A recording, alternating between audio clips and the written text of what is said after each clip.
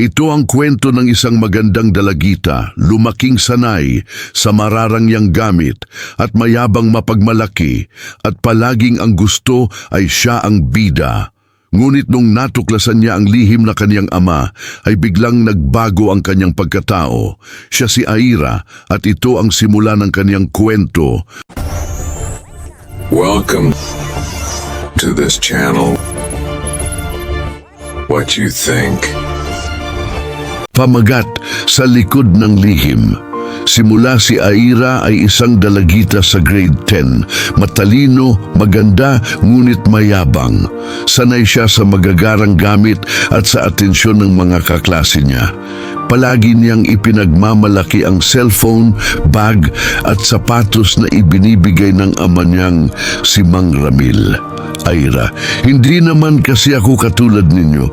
Si Papa may mataas na posisyon sa kumpanya. Kaya kahit anong gusto ko, kaya niyang bilhin. Ngunit ang hindi alam ni Aira, ang mataas na posisyon na sinasabi ng ama niya ay isang kasinungalingang puno ng pag-ibig.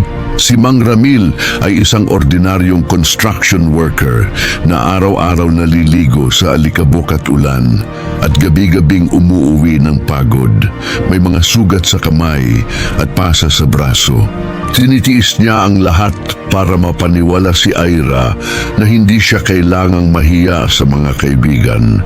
Hindi niya sinasabi na siya ay madalas sigawan at minsan ay binubugbog ng among bastos, na kinakain niya minsan ng tirang tinapay sa kantina ng proyekto para lang may maipon at mabilhan ng iPhone ang anak na labis niyang mahal. Gitna.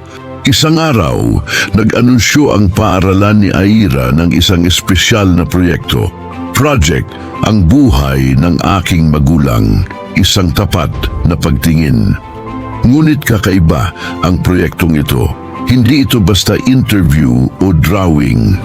Gamit ang CCTV cameras mula sa mga lugar ng trabaho, ipapakita ng paaralan ang totoong buhay ng mga magulang, kung paano sila nagsisikap at kung ano ang mga sakripisyong ginagawa nila araw-araw para sa kanilang mga anak.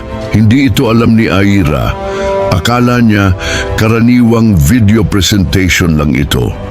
Noong araw ng programa, nakaupo siya kasama ang mga kaklase, kumpiyansa at mayabang habang pinapanood ang mga magulang ng iba. May mga tatay na driver, mga nanay na labandera, mga tindera sa palengke at napapansin ni Aira kahit simpleng trabaho, ang mga kaklase niya ay umiiyak sa tuwa at pagmamalaki. Hanggang sa lumabas ang susunod na video. Ang pangalan sa screen, Ramil de Castro, ama ni Aira. Tahimik ang silid. Sa video, nakita si Mang Ramil, nakasuot ng gusgusing uniforme, nagbubuhat ng mabigat na bakal sa ilalim ng matinding init ng araw. May mga sugat ang kanyang kamay at sa isang bahagi ng video, nakitang sinisigawan at tinutulak siya ng kanyang amo. Ngunit hindi siya lumaban, tahimik lang siyang tumango, sabay punas ng pawis at nagpatuloy sa pagtatrabaho. Pagkatapos ng trabaho, nakita si Mang Ramil na nakaupo sa gilid ng kalsada, binibilang ang mga baryang ipon. Sa huling eksena, bumili siya ng maliit na kahon, isang lumang iPhone na second hand, ipinabalot niya ito ng maayos. Mang Ramil, sa video, mahina ang boses. Hindi ko alam kung magugustuhan niya, pero kahit papaano, gusto kong mapasaya si Aira. Nabingi sa katahimikan ng buong silid, si Aira ay nakatungo, nanginginig at unti-unting tumutulo ang luha. Wakas pag-uwi nila, hindi agad nagsalita si Aira. Pagbukas niya ng pinto, nakita niya ang ama niya, pagod at may bagong pasa sa braso. Tahimik niyang nilapitan ito, niyakap ng mahigpit. Aira, humahagulgol. Patawarin mo ko. Wala akong karapatang mahiya sa'yo. Ikaw ang pinakamatapang at pinakadakilang tatay sa mundo. Napangiti si Mang Ramil, bagaman may luha sa mga mata. Mang Ramil, walang problema anak, basta't huwag mong kalimutan, hindi kailangang mayaman para mahalin ng anak. Ang tunay na kayamanan, anak, ay yung pagmamahal na tinitiis ang lahat para sa iyo. Simula noon, nagbago si Aira. Hindi na siya nagyayabang, hindi na humihingi ng luho. Sa halip, siya na mismo ang nagmamayabang ng ama niyang marangal, matatag at puno ng pagmamahal.